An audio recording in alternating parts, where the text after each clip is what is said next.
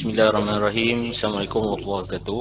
Allahumma ftah lana hikmataka wa anshurna lana min khaza'in rahmatika ya arhamar rahimin. Rabbi shrah li sadri wa yassir li amri wahlul 'uqdatam min yafqahu qawli. Amin. Terima kasih yang sudi join saya pagi ini kursus online. Okey, smartphone fotografi.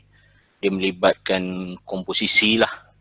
Okey, saya akan berkongsi dengan tuan-puan mengenai komposisi dengan menggunakan smartphone fotografi. Okey. Sekarang ini dengan smartphone semuanya kita boleh gunakan, boleh kita buat, okey. Segala-galanya smartphone, dan bagi saya smartphone sekarang ni amat penting untuk setiap orang, okey. Tak kisahlah daripada anak yang sekecil 3 tahun pun sudah pandai menggunakan smartphone. Dan even kita sekarang pun, apa benda, segala informasi pun kita dapat daripada smartphone. Even kerja pun sekarang ni, apa saja arahan melalui smartphone. Okey?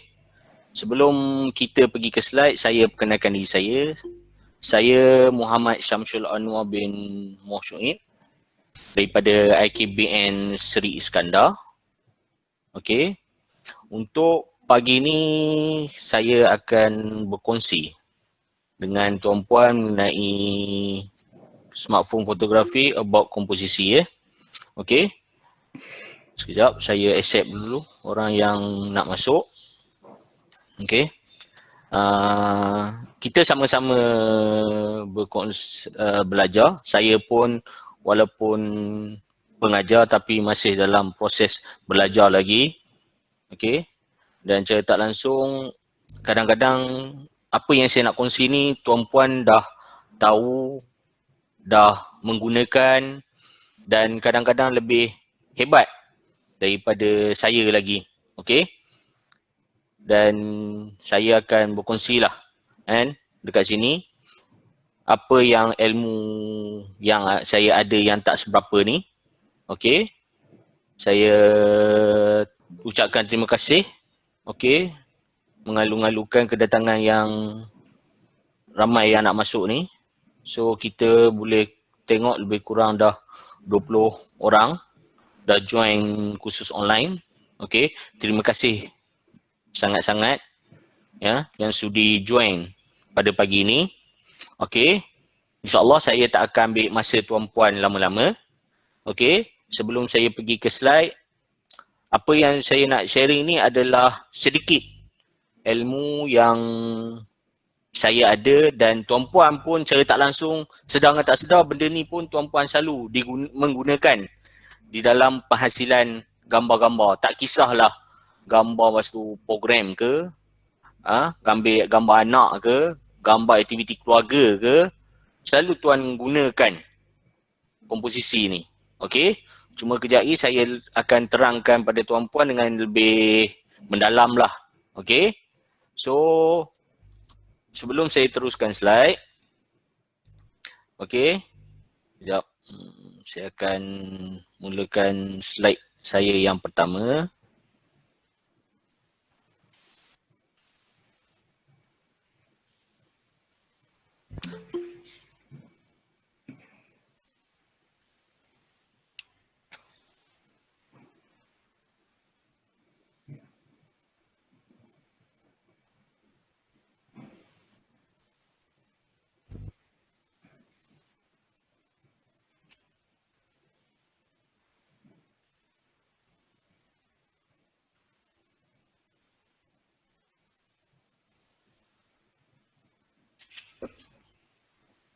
Buat slide.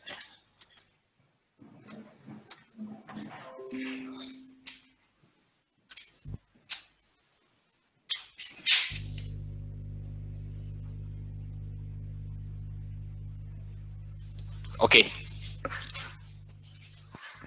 Kita akan mulakan ya. Okey. Smartphone fotografi. Yang kita tahu smart dan phone. Okey, memang smartphone kita zaman sekarang ni kadang-kadang lebih hebat pada kita lagi. Okey, dengan smartphone kita boleh berhubung dengan sesiapa saja. Okey, dan sekarang ni kalau kita nak bercerita mengenai smartphone, harga dia sekarang ni sampai 5-6 ribu pun ada. Okey, dan melibatkan smartphone sekarang ni, dia ada Android dan iOS. Okey, sekarang ni persaingan antara company-company telefon untuk mengeluarkan smartphone yang terbaik amat banyak sekali di pasaran. Okey, tak kisahlah yang pakainya adalah pengguna Android ataupun iOS. Okey, kalau pengguna iOS, tuan-puan yang sedia maklum adalah pengguna iPhone. Sekarang ni yang latest adalah iPhone 11 Pro. Okey, yang harga lebih kurang saya rasa 6,000 lah. Okey, dan kalau kata untuk Android, kita banyak sekarang ni. Adanya Huawei, Xiaomi, Samsung. Okey, terlalu banyak sekarang ni. Dan dalam smartphone sekarang ni, berlawan menggunakan kamera yang ada pada smartphone. Okey, kamera yang built-in pada smartphone.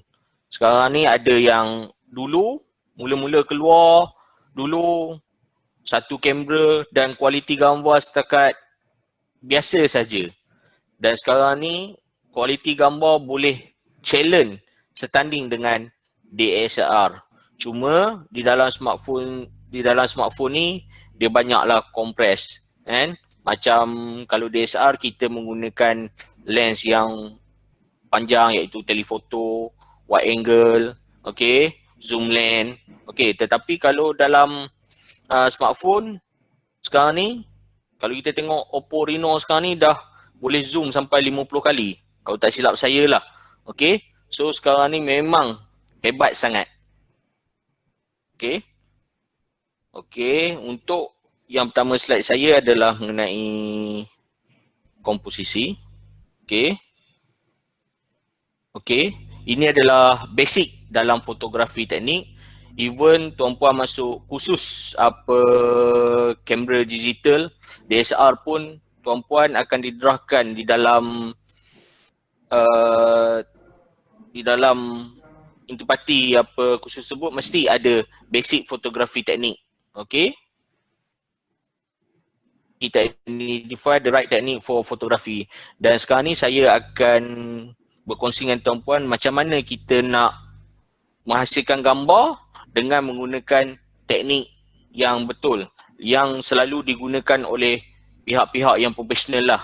Kalau kita tengok sekarang ni, kalau pakai DSLR tu sekarang ni, kita nampak dia macam profesional.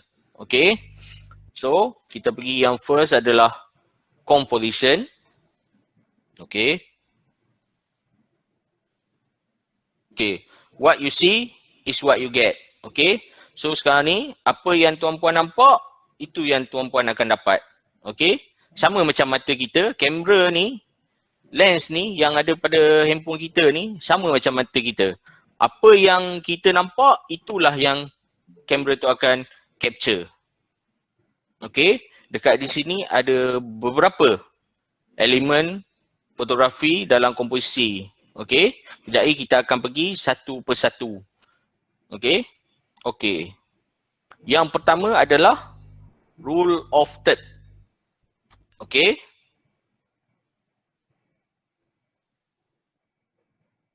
Okay. Saya rasa dalam handphone tuan-puan, tuan-puan boleh setting untuk adakan grid. Grid yang ada pada handphone tuan-puan, kegunaan dia adalah untuk menghasilkan gambar rule of third.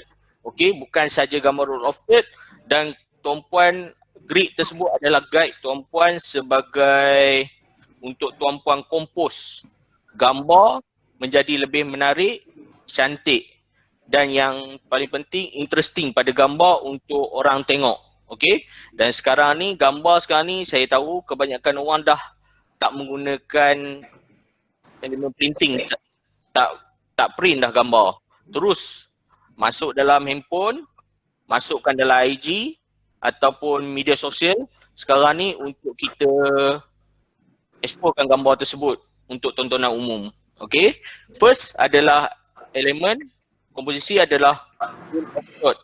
Kalau Melayunya hukum sepertiga, tapi dalam term fotografi dia tak panggil hukum sepertiga, dia akan panggil rule of third. Okey. Yang tuan nampak dekat slide saya adalah gambar budak yang diambil di tepi pantai, betul-betul menggunakan teknik rule of third. Okey. Oops, sorry.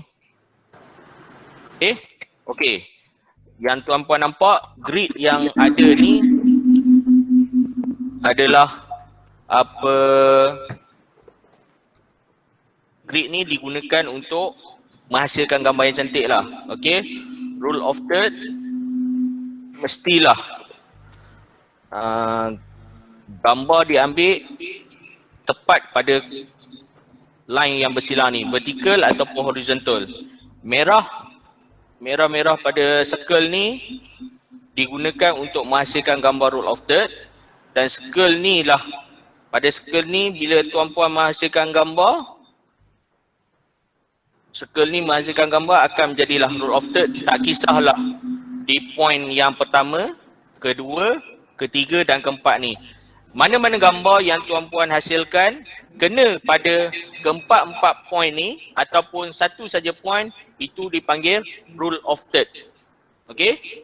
So saya rasa tuan-puan selalu menghasilkan gambar tapi tuan-puan tidak sedar hasil tuan-puan menghasilkan gambar adalah mempunyai elemen rule of third dalam komposisi fotografi. Itu yang pertama.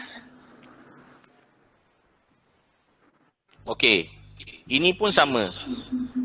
Ini adalah teknik rule of third yang untuk tuan-puan hasilkan gambar yang lebih menarik untuk menampak kesan pada gambar tersebut. Okey. Dan untuk smartphone ni, saya rasa ada yang mode pro yang boleh tuan-puan setting ISO, shutter speed, aperture seperti DSLR, tetapi yang saya sedia maklum, tuan-puan jarang menggunakan tu, kecuali yang orang bermain dengan DSLR sahaja akan menggunakan mode pro tu. Okey, sebab dalam mode pro tu tuan-puan boleh setting cahaya masuk, berapa banyak cahaya nak masuk, gambar gelap macam mana nak terangkan, tetapi dia melibatkan setting ISO, shutter speed dan aperture. Benda ni amat penting. Tetapi kalau kata yang tak mahir ataupun yang tak tahu menggunakan mode pro, boleh je gunakan mode biasa. Okey, mode biasa tu tuan-puan just shoot sahaja. Tetapi yang saya nak implementkan dalam ni adalah macam mana tuan nak shoot gambar menggunakan komposisi fotografi yang betul dan tepat. Okey.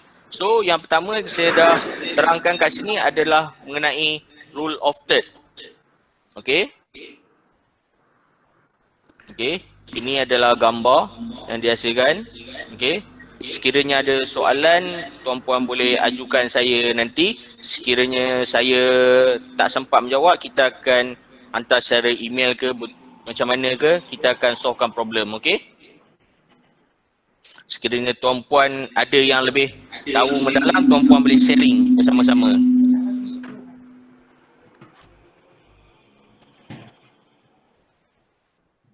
Okey, ini adalah contoh-contoh gambar yang menggunakan teknik rule of third. Okey, rule of third ni wajib kepada yang fotografer yang profesional, dia tahu tentang ni rule of third, hukum sepertiga ni. Benda ni adalah elemen yang paling penting digunakan semasa penghasilan gambar dihasilkan. Okey, tuan-puan boleh explore, boleh eksperimen. Okey, dalam menghasilkan gambar ni tuan-puan mencuba dan terus mencuba untuk menghasilkan gambar yang menarik. Dan cara tak langsung, tip yang saya boleh bagi kat sini, gambar yang dihasilkan tu tuan-puan boleh tengok research pada Google image yang fotografer profesional hasilkan. So kita boleh tiru konsep idea yang dia hasilkan, macam mana dia create komposisi yang ada dalam gambar tersebut untuk kita eksperimen, kita olah untuk menghasilkan gambar kita sendiri dan dengan cara kita tersendiri. Okey? Sebab apa yang kita tengok sekarang, semua orang boleh ambil gambar. Tetapi cara menghasilkan gambar setiap orang tu berbeza. Okey? Macam kita cakap lah, rambut sama hitam, hati lain-lain. Ini pun sama gambar. Kita boleh ambil, okey? Siapa-siapa saja boleh ambil gambar, tetapi bila nak ambil gambar tu, macam mana penghasilan gambar yang dihasilkan? Adakah menarik, tak menarik, tak cantik, buruk? Tapi benda-benda tu adalah subjektif. Mata kita ni tak sama. Ada orang tengok benda ni cantik, ada orang tengok biasa, ada orang tengok menarik, ada orang tengok wow. Okey? So benda-benda ni adalah komen daripada, biasalah kita manusia, kita kadang-kadang suka mengkritik, tapi bila dikritik kita tak boleh accept. Tapi macam gambar pun sama. Okey? Kadang-kadang gambar yang kita hasilkan tu bagi kita biasa, tapi bagi setengah-setengah orang, wow, macam mana dia hasilkan gambar-gambar ni? Sama macam saya. Kan? Dari segi saya belajar sampai sekarang ni, setiap gambar saya nak shoot, saya akan buat research dulu. Saya akan tengok pada internet, fotografer yang hebat-hebat ni macam mana dia menghasilkan gambar-gambar yang menarik. Contoh yang paling senang, bila tuan-puan melihat tengok TV. Okey, tengok TV ke, tengok Facebook ke, apa ke, tuan tengok macam mana fotografer ambil. Contoh macam berita. Okey, berita di TV yang keluar pada news, tengok gambar-gambar yang dia hasilkan, macam mana dia hasilkan. Okey, sama juga kalau orang yang suka tengok surat khabar ke, macam mana gambar yang hasilkan. Tetapi saya rasa sekarang ni dah tak tengok surat khabar secara pegang paper tengok. Sekarang ni melalui semua online. Okey, so semuanya ada di hujung jari. Itu adalah mengenai rule of third.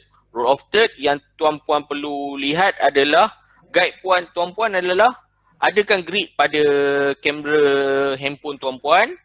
Okey, setting grid pada kamera tuan-puan, dan tuan-puan boleh ambil di mana-mana 4 poin yang saya telah tunjukkan tadi, yang saya telah kongsi kepada tuan-puan. Sekiranya gambar yang tuan-puan hasil tu kena pada poin-poin tersebut, itu telah menghasilkan rule of third. Okey? Dan komposisi tuan-puan tu jadi. Okey? Itu sedikit tentang rule of third. Okey. Kemudian second, kita pergi diagonal. Okey? Macam mana kita nak menghasilkan komposisi yang disebut diagonal. Okey? Ada line. Okey, ini ibarat kamera awak yang perlu kompos.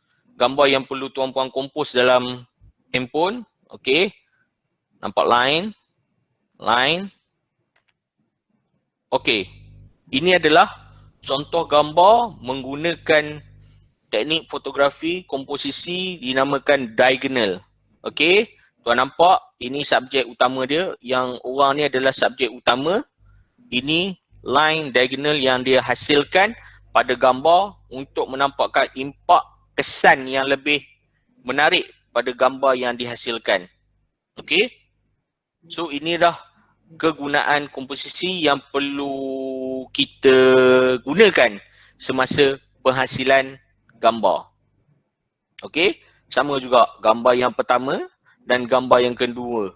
Nampak semua diagonal. Kadang-kadang diagonal dia sengit. Okey. Straight line. Okey. Tak kisah macam mana tuan-puan nak create gambar tu, tetapi bila tuan-puan tengok menghasilkan gambar ni, tuan-puan dah tahu, oh ini saya telah menghasilkan menggunakan komposisi diagonal. Okey. Itu yang kedua, diagonal lah. Nampak? Itu adalah diagonal yang dihasilkan di dalam gambar tersebut. Ini pun sama yang kedua. Okey. Ini gambar bentuk landscape. Ini semua gambar bukan gambar saya, gambar saya ambil daripada internet lah. Okey. Kalau sekiranya sempat, saya akan berkongsi lah sedikit artwork yang saya hasilkan yang tak seberapa. Okey. Nampak ah? Diagonal yang dihasilkan pada gambar landscape ni. Okey. Benda nampak simple, tetapi macam mana seseorang fotografer tu boleh create untuk menjadikan gambar tersebut menarik. Okey. Sebenarnya gambar yang dihasilkan oleh fotografer profesional ni perlu gambar yang menarik dan interesting dan memberi kesan kepada orang yang menengok. Okey. Itu yang amat penting lah. Okey. Sebenarnya gambar yang kita nak hasilkan kadang-kadang tu tempat dia buruk, tak menarik pun langsung mata kita kalau kita tengok secara langsung. Tetapi bila kita masukkan elemen komposisi di dalam gambar kita, benda itulah yang menjadikan gambar tu menarik dan tertarik untuk orang melihatnya. Okey? So itu dah tugas fotografer dan kebijaksanaan fotografer untuk menghasilkan gambar-gambar yang menarik. Kadang-kadang kita tengok fotografer ni pegang kamera sewenang-wenangnya, merata-rata masuk, ada tidur, ada berdiri, ada duduk, ada merangkak, kan? Macam-macam kita tengok skill fotografer. Itu adalah cara untuk menghasilkan gambar yang kreatif. Okey, benda tu bergantung kepada fotografer masing-masing lah, macam mana dia nak create gambar tu menjadi lebih kreatif. Kadang-kadang kita tengok secara live dekat mata kita, alah bangunan tu buruk, tak cantik. Tetapi dengan dia menggunakan elemen komposisi tersebut, fotografer tu berjaya menghasilkan gambar tu nampak menarik dan wow factor yang ada dalam gambar tersebut. Okey, ini adalah elemen komposisi yang kedua adalah diagonal yang saya kongsikan pada tuan-puan. Okey, ini kelikaser kat Perak, macam mana dia hasilkan gambar yang ada diagonal. Okey. Okey. Okey, sekarang saya dah kongsi pada tuan-puan dua dah komposisi yang tuan-puan boleh gunakan di dalam gambar, iaitu yang pertama rule of third, yang kedua adalah framing. Itu yang framing pula, rule of third dan diagonal yang saya kongsikan. Sebab slide saya ni, saya banyak gambar sebab dengan gambar saja menunjukkan fakta yang ada pada gambar dan tuan-puan boleh tiru balik hasil gambar yang saya tunjuk ni untuk tuan-puan gunakan sepanjang aktiviti yang tuan-puan lakukan. Okey? Tak kisahlah di mana tuan-puan berada. Yang penting ada smartphone dan smartphone tu ada kamera, tuan-puan boleh shoot. Okey, gambar tu. Macam mana sekalipun. Okey, yang penting sebelum tuan-puan nak shoot gambar tu, tuan-puan cari dulu mana subjek utama, mana main subjek untuk tuan-puan hasilkan menggunakan komposisi yang menarik, terbaik dan tepat untuk orang tengok kesan pada gambar tersebut lah. Okey, okey. So yang ketiga adalah teknik framing. Framing that mean adalah ni circle ni, ini adalah subjek utama dia. Okey, sama kat yang sebelah ni, Taj Mahal. Nampak subjek utama dia. Okey. Ini adalah teknik framing. Tuan-puan saya rasa selalu buat benda ni. Ini adalah teknik-teknik yang bagi saya yang tuan-puan mudah gunakan. Ini adalah paling basic fotografi, setiap fotografer kena tahu. Teknik framing. Okey, untuk menghasilkan gambar yang menarik lah. Okey. Ini pun sama. Okey. Tuan-puan kadang-kadang benda-benda yang komposisi yang tak ada ni tuan-puan boleh create je sendiri sebenarnya. Okey, benda yang tak ada kadang-kadang boleh je create untuk menjadikan gambar tu menarik. Tetapi yang penting penghasilan gambar tu mestilah asli lah. Jangan kita nak edit dalam Photoshop, nak ubah yang ni, nak ubah ni, dia jadi fake lah benda tu kan.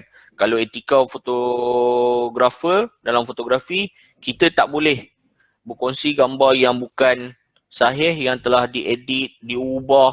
Okey, itu dah jadi digital manipulation pula bila kita ubah suatu gambar tu. Okey, itu teknik framing. Sama juga. Padahal gambar yang tengok ni orang miskin ni kecil je, tapi impak dia kita tahu itu adalah subjek utama yang dia nak hasilkan.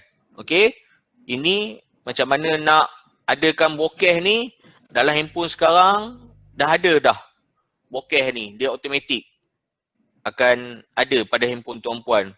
Kalau DSLR kita perlukan setting. Okey, di dalam untuk menghasilkan bokeh ni kita perlu bermain dengan elemen aperture, shutter speed, ISO dan exposure ni mestilah tepat. Sekiranya menggunakan handphone, just shoot. Cuma tuan-puan compose je gambar tu menggunakan grid yang ada dalam handphone tuan-puan. Macam mana tuan-puan nak letak benda tu pada grid subjek utama dia, pada grid yang ada pada phone tuan. Tak kisahlah tuan ambil gambar tu berbentuk landscape ataupun portrait ataupun vertical ataupun horizontal lah.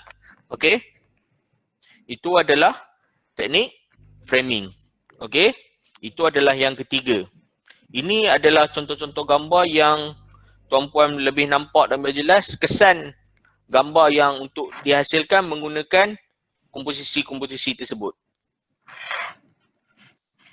Okey. Okey. Nampak ini tuan-puan boleh create lah.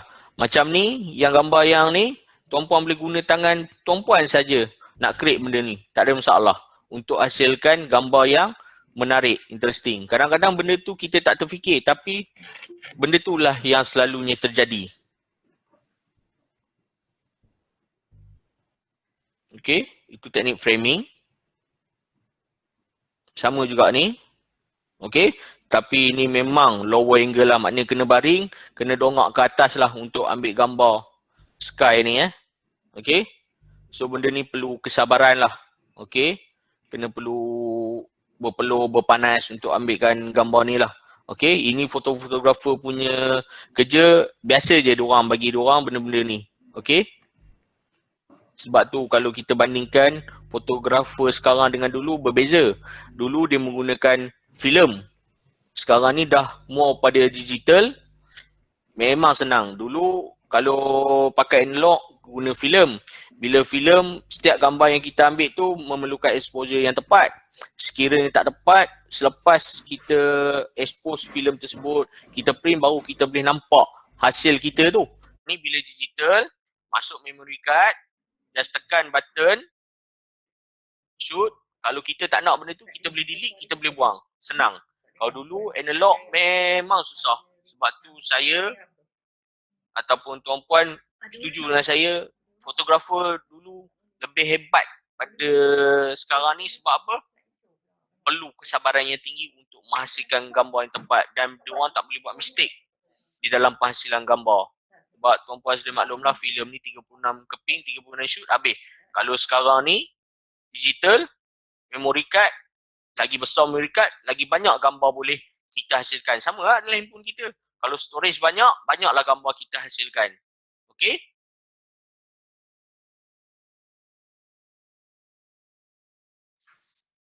Okey, ini teknik framing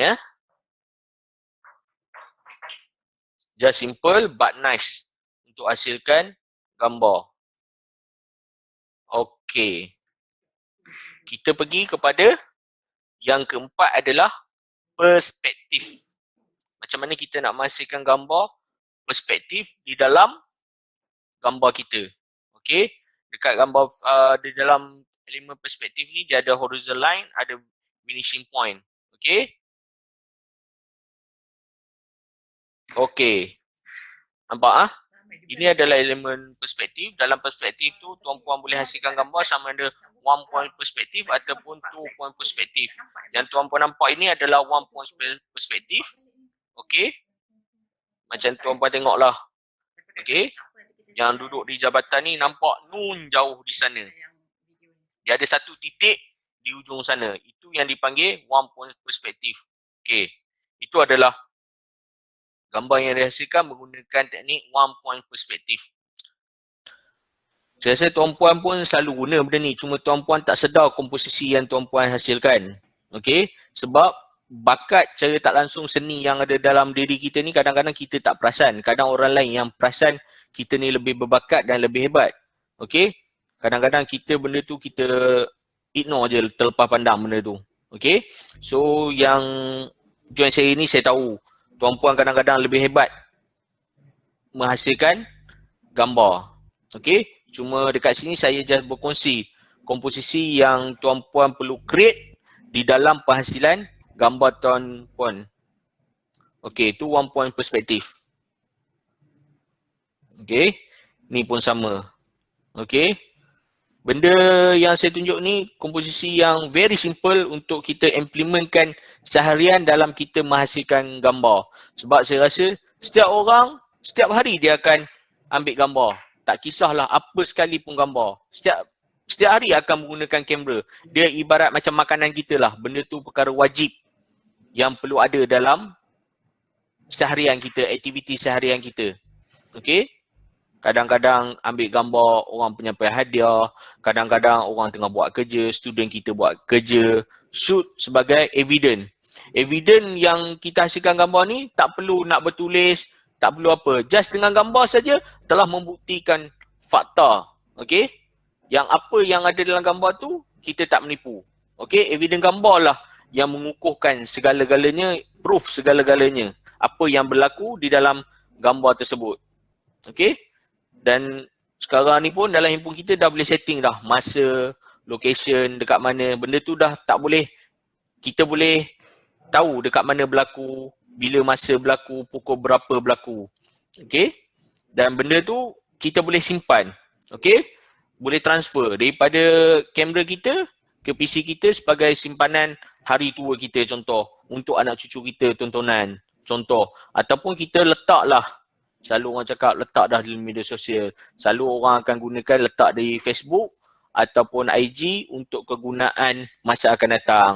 Maknanya tak gaduh print. Just letak dalam media sosial. Okay, siapa yang friend kita, siapa yang follower kita, boleh tengok apa aktiviti kita seharian. Okay, untuk kita kongsikan. Dan benda tu, memori kita daripada benda tu kita buat sampai dah habis. Dan benda tu menjadi ingatan sentiasa. Sentiasa kita boleh ingat dan kita boleh tunjuk bila-bila masa pada sesiapa saja. Okey. Dan ini perspektif yang digunakan dalam penghasilan gambar. Okey. Simple but nice gambar yang dihasilkan. Okey. Tadi saya pergi kepada one point perspektif. Ini kita pergi kepada 2 point perspektif. Macam mana kita nak menghasilkan gambar 2 point perspektif. Okey. Ini adalah 2 point perspektif gambar yang dihasilkan. Okey. Subjek utama dia adalah bangunan architecture ni. Okey. Itu yang dimaksudkan dengan 2 point perspektif. Okey. Nampak tak? Impak pada hasil gambar yang menggunakan 2 point perspektif. Sekiranya kita ambil gambar tu. Kan? Kadang gambar kita tu biasa je. Tapi bila kita menggunakan elemen komposisi ni, gambar kita tu lebih terkesan lah orang cakap.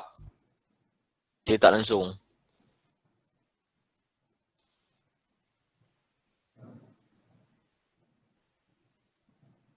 Okey, ini untuk gambar grouping pun tuan-puan boleh gunakan 2 point perspektif. Okey, kita selalu ambil gambar group. Oh, so tuan-puan boleh gunakan elemen 2 point perspektif ni dalam penghasilan gambar group. Okey, cuma gambar group ni tuan-puan perlu susunlah sikit macam mana cara nak nampak 2 point perspektif tu. Ikut kreativiti masing-masing. Okey. Okey, ni pun sama 2 point perspektif. Okey, so saya dah pergi kepada 4 elemen komposisi iaitu rule of third, diagonal, framing dan perspektif. Okey, so 4-4 tu adalah elemen komposisi lah. Okey, yang ada dalam fotografi yang tuan-puan boleh implementkan dalam smartphone fotografi tuan-puan lah. Okey, so ini adalah yang kelima adalah symmetrical. Okey. Nampak? Ini yang. Okey. Symmetrical ni gambar dihasilkan untuk nampak balance dalam penghasilan gambar.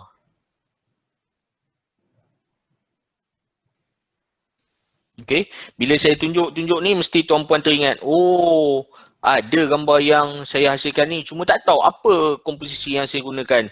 So dengan cara tak langsung ni tuan-puan balik boleh study balik gambar-gambar yang tuan-puan telah hasilkan. Apakah elemen komposisi yang tuan-puan create ataupun compose dalam penghasilan gambar tuan-puan tu. Okey, ni symmetrical. Okey. Kemudian yang keenam adalah S-curve. Okey, S-curve senang je. Bentuk kalau tuan-puan shoot pada railway, jalan raya, sekiranya nampak benda tu berbentuk S, itu yang dinamakan S-curve. Okey, simple. Tambah makanan pun sama. Kalau shoot dekat studio pun, tuan-puan boleh create, boleh susun macam mana untuk menghasilkan S-curve dalam gambar. Okey, ni salah. Ni betul. Okey, so saya ulangkan balik. Yang pertama adalah rule of third. Yang kedua adalah diagonal. Yang ketiga framing. Okey. Yang keempat perspektif. Yang kelima symmetrical. Yang keenam adalah S-curve. Okey.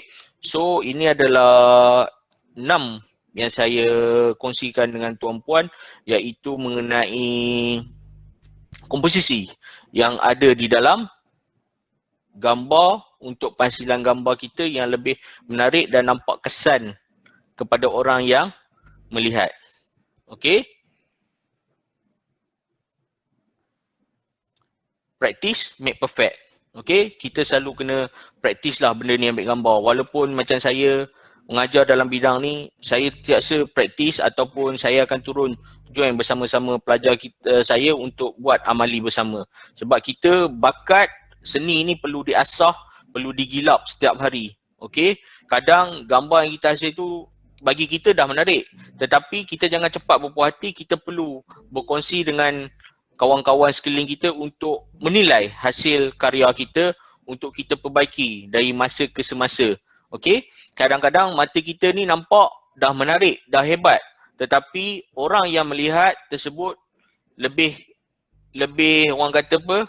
Lebih tepat lagi orang tahu benda tu biasa. Okey? So kita perlu komen-komen negatif ataupun positif yang perlu untuk menghasilkan artwork yang lebih cantik dan menarik lah. Itu bagi saya lah. Okey? Sebab bagi saya komen orang ni amat penting untuk kita perbaiki dari masa ke semasa diri kita. Okey. Itu mengenai apa komposisi yang saya explain daripada tadilah. Okey. Okay, kita browse sekali lagi. Saya akan tunjukkan sekali lagi. Okey. Yang pertama adalah rule of third. Okey. Ini adalah penghasilan gambar rule of third yang tuan-puan boleh gunakan. Kemudian diagonal. Ini tuan-puan boleh gunakan dalam penghasilan gambar tuan-puan. Okey. Kemudian framing. Okey. Kemudian perspektif. Dan perspektif itu tuan-puan boleh create. Sama ada tuan-puan boleh hasilkan gambar 1 point perspektif ataupun 2 point perspektif. Okey. Kemudian symmetrical. Okey. Kemudian S-curve. Ini yang tuan-puan saya kongsikan untuk hari ni lah. Okey.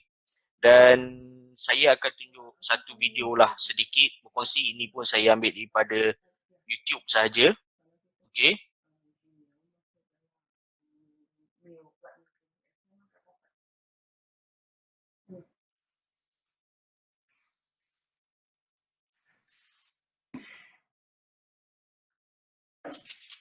Video. Okey, ini saya kongsikan dengan tuan-puan. Video 7 smartphone photography tip and trick. Okey. Ini adalah tuan-puan boleh orang kata apa?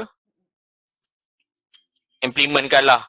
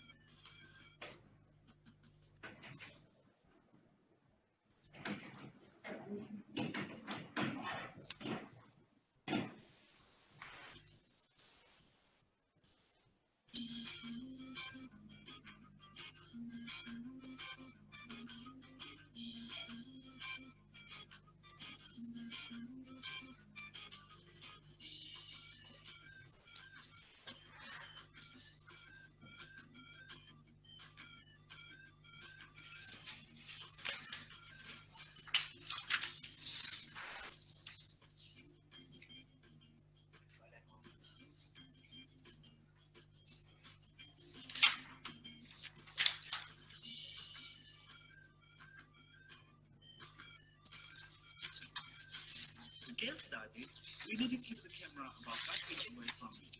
And the easy way to do that is to set the camera into panorama mode. Have my arm stretched out. Now, let's adjust the distance to the point that my fingers just touch the two sides of the frame. Good. Now, let's start the panorama shooting. Take away from bottom to top. A heavy white arrow comes my shoes and clicks down. Pose first two arms in lower position. Moves the camera slowly along with the yellow line.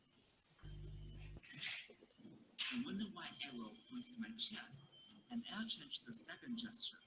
Now, when the white arrow points to my throat, and I'll change to the third gesture. And we finish up the rest of the recording. And click the button to stop recording. Let's see the results. First things first, let's find out the right distance between the camera and actors using the same way as we did in the first panorama. Just click the top of the screen and that white arrow will change the direction. Let's do it. Two actors may pose in the frame, and we'll begin with the ceilings and the walls above the head. Click the button to start recording downwards, followed with the yellow lines moving. Follow if the arrow is in line with the throat. Close panning and elbow roll really careful and shapes in the head. And then overflow soon. Finish. It's nice.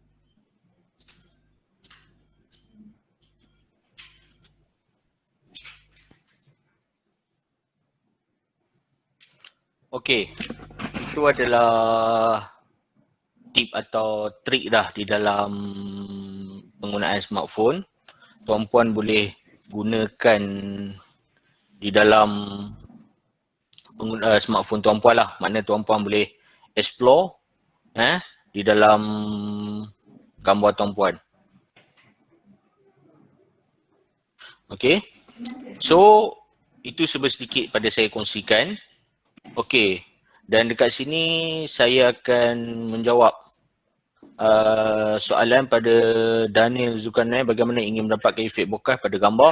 Adakah bokeh merupakan salah satu komposisi dalam gambar? Okey, untuk Daniel Zulkarnain, bokeh ni adalah efek gambar. Dia bukan komposisi. Komposisi apa yang saya telah jelaskan tadi. Okey, efek bokeh untuk kita hasilkan efek bokeh ni, kalau melibatkan DSLR, dia penggunaan shutter speed dan aperture untuk menghasilkan bokeh. Tetapi kalau kamera phone, okey, tuan-puan boleh pergi sekiranya kalau kamera phone sekarang dah adalah sistem AI yang digunakan dalam teknik bokeh, maknanya tuan-puan just ambil phone, okey. Contoh saya boleh tunjuk kat sini ya. Ini apalah saya guna iPhone. Okey. iPhone. Okey. Kat sini saya tak ada subjek yang untuk saya tunjukkan. Okey. iPhone, saya pun gunakan grid ni sebagai guide saya untuk saya hasilkan. Tapi untuk menjawab persoalan Daniel tadi, tuan-puan boleh pergi dekat focusing ni. Okey.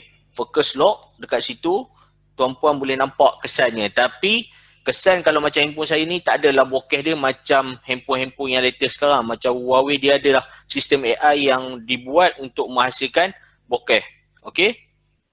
Tetapi sekiranya pada DSLR, ianya lebih, orang kata lebih nampak hebat sebab kita setting sendiri. Tapi dalam handphone dia dah ada setting AI tu. Maknanya dah ada terus. Tuan-puan boleh tengok pada gambar tuan-puan. Okey. Tetapi untuk menjawab persoalan tu, dia bukan komposisi bokeh tu. Dia adalah efek yang digunakan di dalam gambar untuk menonjolkan subjek utama dengan subjek-subjek lain. Contoh kalau spot kita nak ambil spot, contoh saya bagi contoh yang secara maya ni saya tak sempat ambil gambar, ada gambar tu. Contoh gambar spot orang berlari 100 meter. Dan tuan-puan nak ambil gambar utama dia adalah siapa yang dapat tempat pertama tu. So tuan-puan boleh gunakan efek bokeh untuk menunjukkan pemenang tersebut untuk blurkan yang lain. Okey? Kalau bahasa kampungnya blurkan yang lain lah.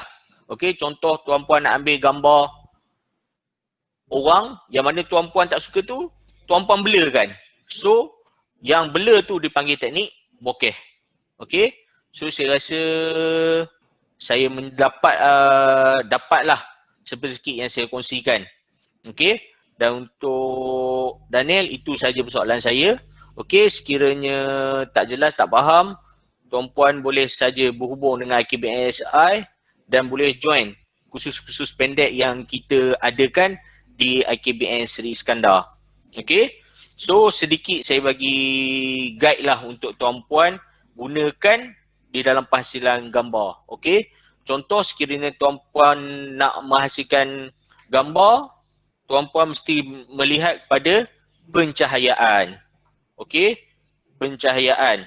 Tengok pencahayaan dia. Gelap ke, kabur ke, macam mana. Okey? So, dekat handphone tuan-puan pun, sekiranya gambar gelap, tuan-puan boleh adjust untuk naikkan cahaya tersebut untuk bagi cerah. Okey, contoh tuan-puan kena close up dekat mana-mana, dia akan ada dekat saya punya laptop ni kamera tak boleh nampak, tapi kat situ bila tuan-puan ambil dia subjek mana, tuan-puan tekan, tuan-puan akan ada dia tulis auto lock, AE atau AF lock atau focus lock. Okey, dekat situ ada lambang matahari, tuan-puan boleh tolak naik atas untuk menambah pencahayaan pada subjek tuan-puan. Kalau nak gelapkan, boleh. Itu sedikit tip yang saya boleh kongsikan pada tuan-puan. Okey, sama juga sekiranya nak buat teknik bokeh boleh mengimplementkan benda tu. Okey, itu tip pertama adalah pencahayaan. Tuan-puan boleh cari dia sumber pencahayaan yang natural light yang ada. Contoh matahari ke, okey, bulan ke, untuk menaikkan efek pada gambar tu. Sekiranya tuan-puan rasa tak cukup lagi cahaya tu, tuan-puan boleh gunakan flash yang ada pada kamera tuan-puan untuk tambah cahaya. Kalau tak cukup lagi, pinjamlah kamera handphone flash kawan-kawan untuk tambahkan lagi cahaya. Okey, itu adalah satu guide tip yang boleh, pencahayaan. Okey, yang kedua, cari momen. Okey, dekat mana lokasi yang menarik, pencahayaan sempurna. Okey, untuk tuan-puan hasilkan efek yang orang kata apa, kesan pada gambar tuan-puan tu lebih menarik. Okey, lepas tu tuan-puan boleh je ambil berapa banyak gambar sahaja sebagai orang kata simpanan tuan-puan, dan tuan-puan boleh select yang mana terbaik untuk tuan-puan masukkan simpanan tuan-puan. Sebab sekarang ni mudah.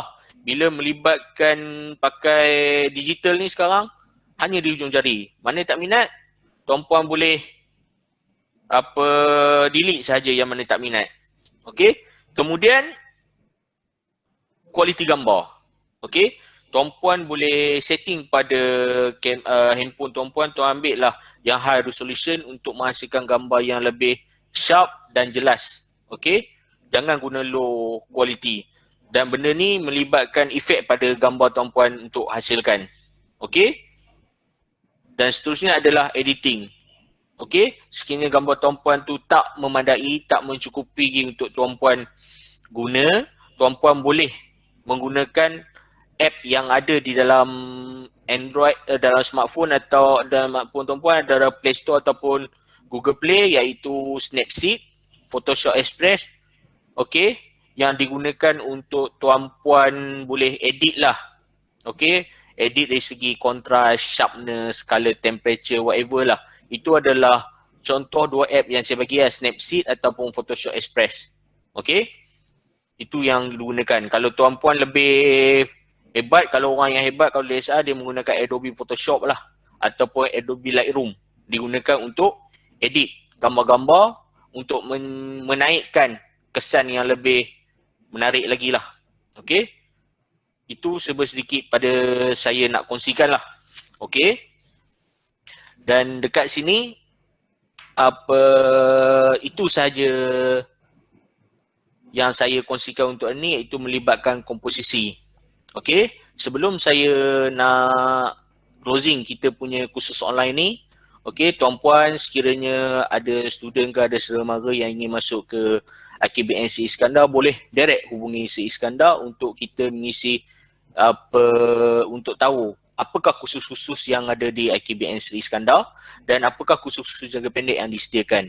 Okey, untuk saya sebagai pengajar multimedia pengarangan, kat sini kami ada 2 kursus KJP iaitu smartphone fotografi dan Adobe Photoshop.